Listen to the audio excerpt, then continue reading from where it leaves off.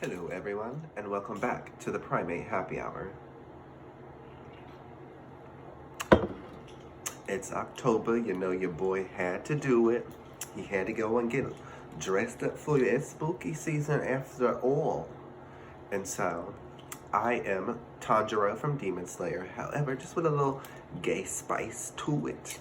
You know, we all call this little fetish Tanjiro. He's going to a little kink party. You know, we don't kink shame here in the primate community. No, we do not. But we're back with another episode. I'm super excited. I hope everyone has some fun, safe Halloween plans coming up. But tonight we're going to take it through, not necessarily a throwback, but a step down. We're not drinking liquor tonight. Instead, we're drinking some good old Trulies. Limited edition. You know, and the scary thing is, guys, it's not my first one of the night. Oh no. But besides Truly Lemonades, it's not a sponsor, but holla at me if y'all want to sponsor me. Tonight's episode is definitely sponsored by this claw. I mean, come on, the drama. Period. Okay?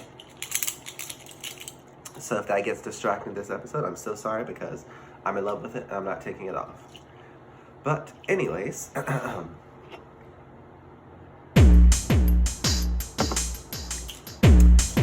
pour yourself a glass, sit down on your ass. It's time for the Primate Happy Hour.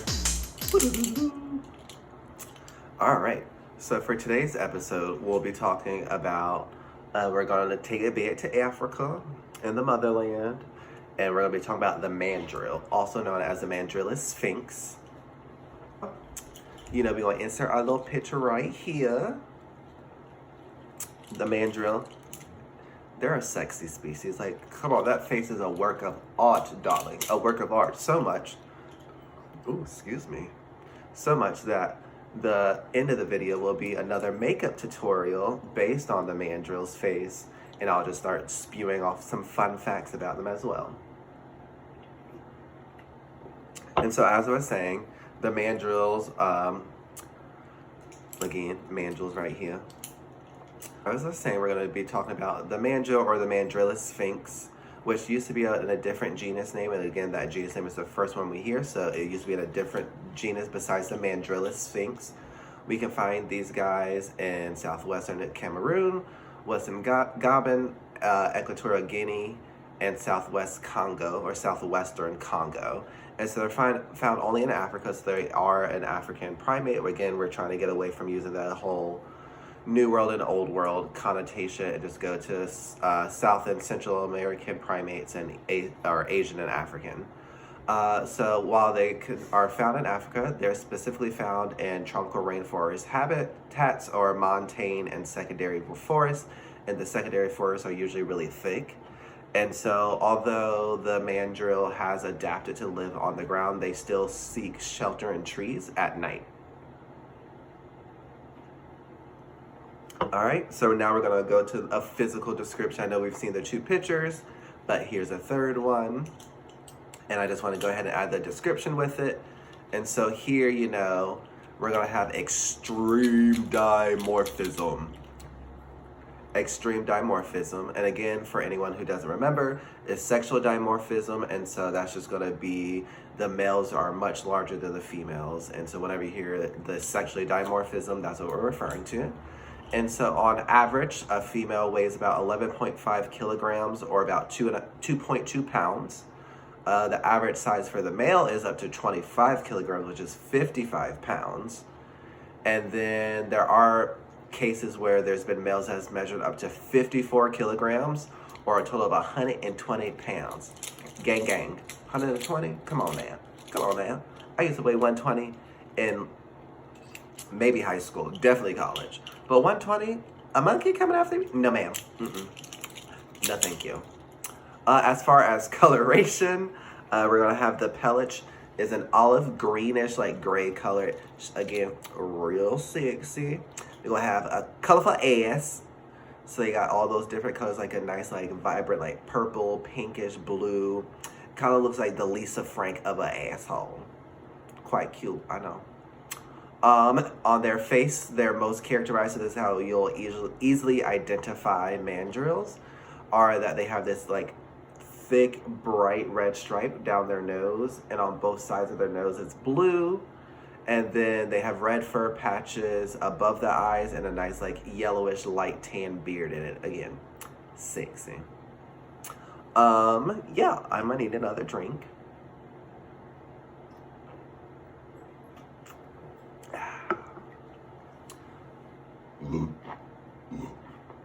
Excuse me. And so they also are going to have, in females, they're duller in color. And so that's kind of what we see if you think about like birds, you know, always if you see that bright coloration, even like the cardinals, the brighter reds are going to be your males and the duller colors are going to be your females. And that's the case that we see here, which we kind of suspect that it has to be related to the mating strategy and social structure of mandrills. And so going off of that, their social structure, what is it? Well, let me tell you. They live in harems, kind of similar to mountain gorillas. And so harems just means that there's a group of females and one dominant male who kind of runs the pack, like he the head bitch in charge. Okay, let me tell you. So much so that that male defends a group of females wherein he only has the exclusive access to mating. Accessibility, that's the word I think I was going to try to say, but let's just go with access to mating. So even with that though, mating only usually occurs every 2 years is what I found. And so it's not like it's seasonal or anything, it's kind of mainly just based off of food availability and group size. And if, you know, a new male took over, that might change it, but if it's the same dominant male, it usually is every 2 years. As far as gestation, we're going to have it where gestation lasts for about 6 months, and in the wild, they are only known to have one offspring, but there are cases in captivity where there's twins that happen. And to describe the infant, so if you remember in one of the episodes we talked about natal coats or natal coloration, and so the infants in mandrills have a natal coat where they're just born with a black coat and what was described to be like pink skin. On average, the lifespan is about 31 years, but the oldest in captivity was recorded, I believe, passed away at 46 years old. As far as communication, so their communication, they're a little bit, I won't say more complex, but a more evolved species. That still sounds problematic, but they're bigger than some of the species we've talked about, so they have very elaborate and variations in communications. And so you might see visual, acoustic, scent marking, and even tactile communication like grooming and stuff is going to be found in this species. Let's talk about food, baby. We haven't talked about what they eat. And so these little motherfuckers, they're omnivores, so they'll be eating whatever they want to eat. And they can range from fruit to snakes, and there's even up to records that show they've eaten other small vertebrates. Like, go off, get you that meat. Sorry vegans, sorry vegetarians, I love it. So they are expected to play a key role in seed dispersal, and so that was they eat a whole bunch of fruit, and so when they go poop, when they go doodle, they're spreading seeds and helping seed dispersal of the fruit trees or plants. And then they also are known to play a key role in the local food webs as well. So they're very important. However, with that, on the IUCN Red List, they are listed as vulnerable. And so we do want to watch out for them. And so one of the major, I try to, again, include stuff to help you donate to charities or kind of help the conservation of the species we discussed. And so the biggest one I found was the Jane Goodall Institute. They have a project, Mandrill Rehabilitation and Release System, and you can go to the website. It'll be somewhere in the description. But you can donate to that charity and just kind of find out more what they do to that as well. So that's all the basic ass facts I have for you all. But I'm gonna do a makeup tutorial again, and we're gonna do that. And we're gonna I'll give you some more fun facts about them. So it shouldn't take too long because, as you could tell from the first time we attempted this, My makeup skills are not there, but, this episode I came prepared with my laptop to have it as a camera. I don't know why I didn't think about that the last time, but so I could at least see what we're doing to the face instead of just guesstimating. So let me go set this up and I'll be right back. I do have the makeup already here, but just gotta get prepared. All right, and we back. So I'm gonna be like that little makeup tutorial, you know. We're going with a Halloween makeup palette Realness made by Spirit. I believe that's French. Don't take my word for it, but Spirit sounds French to me. And so we got this nice little French collection. And so we're gonna do this, make me look like a mandrill to the best of my abilities. And you know, sober me would have probably thought, Thomas, you should take these off your hands.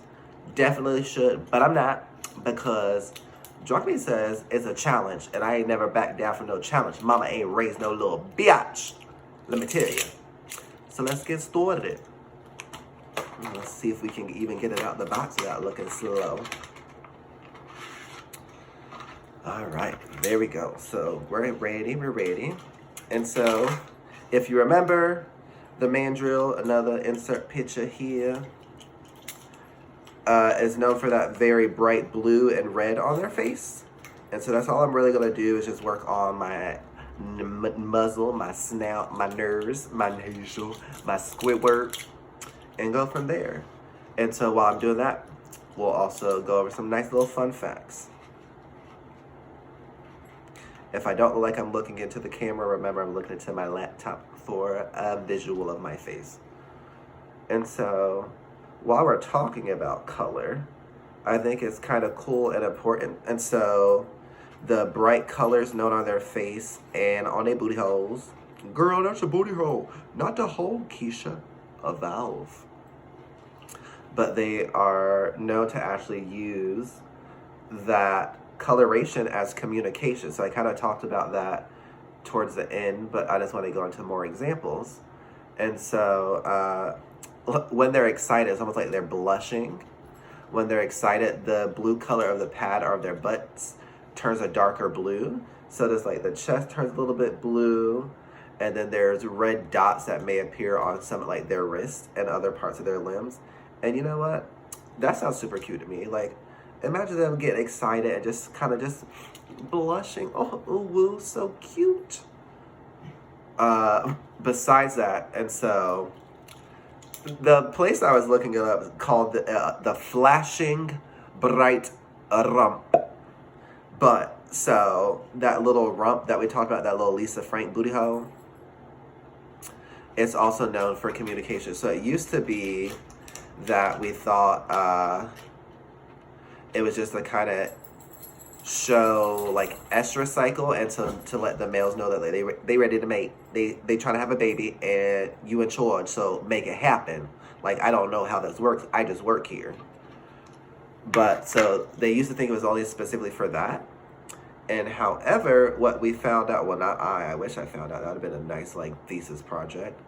But what they realized is that it also shows that they're kind of like submitting to other groups. So it's also seen in both sexes. So males are known to do it as well. But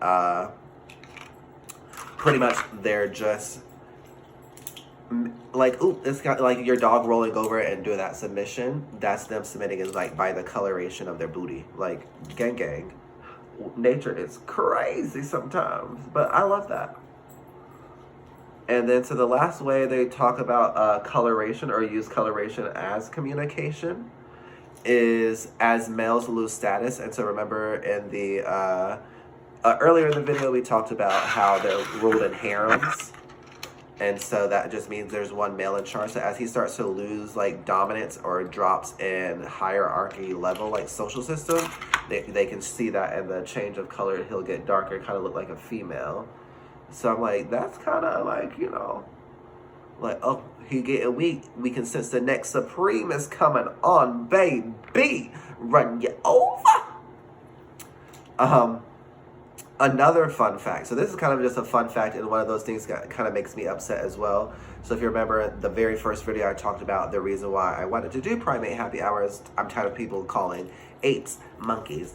And so this is kind of the same thing. So granted, it used to be, but it is no longer a baboon. So the mandrill used to be thought to be, the mandrill and a closely related primate species, just the drill, were thought to be baboons. So they were in the Papio genus. Remember I talked about this earlier.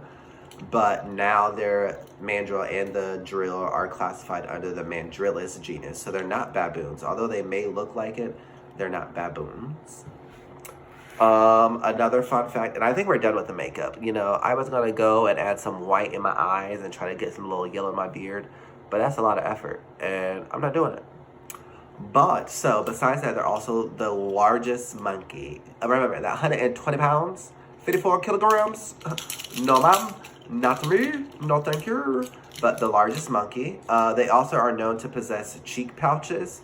And so if you think about like your little hamsters and they store like the food in there, they can do that as well. Their canines, you know, I'm gonna add a little bit blue because I'm gonna take a selfie after this. And it's gonna be my new, not Wikipedia page. I wish I had a Wikipedia page. If any of my followers want to make a Wikipedia page for me, go for it. But I meant for my LinkedIn. Like, could you imagine, like, just... That's going to be it. That's going to be my LinkedIn picture. And it's going to be a beautiful time, and I'm going to get all the jobs. All of the jobs. I promise you. So they also can have canines. So they have super large canines that can grow up to 5 centimeters or 2 inches. Sounds small, but if you think about it, they're their teeth. It ain't that small no more, baby. They do have like a human-like scream, which I try to find a good video of and I can't find one.